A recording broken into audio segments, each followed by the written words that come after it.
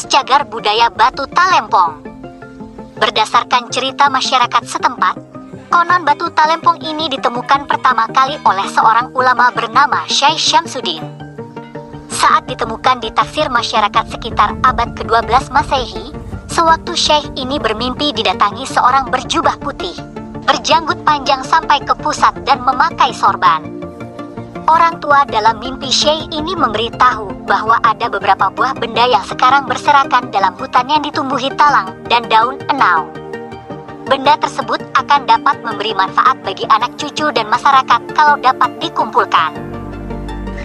Ada sifat magic yang dimiliki oleh lemengan batu itu, yaitu sebelum dipukul atau dibunyikan maka batu ini harus diasapi dengan kemenyan putih.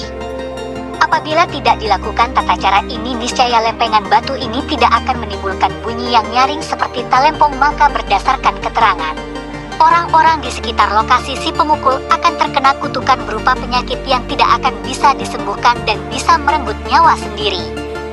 Situs Batu Talempong yang telah masuk daftar cagar budaya di Balai Pelestarian Cagar Budaya Provinsi Sumatera Barat, Riau, dan Kepulauan. Talempong sebenarnya merupakan alat musik tradisional Minangkabau yang berbentuk gong kecil atau bentuk kenong yang merupakan alat musik tradisional Jawa.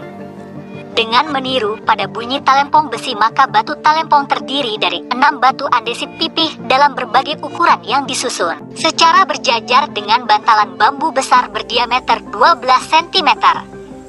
Pada bagian bawah susunan batu ini terdapat rongga berbentuk lubang dengan ukuran panjang 250 cm, lebar 80 cm, dan kedalaman 50 cm. Semoga informasi ini bermanfaat. Terima kasih.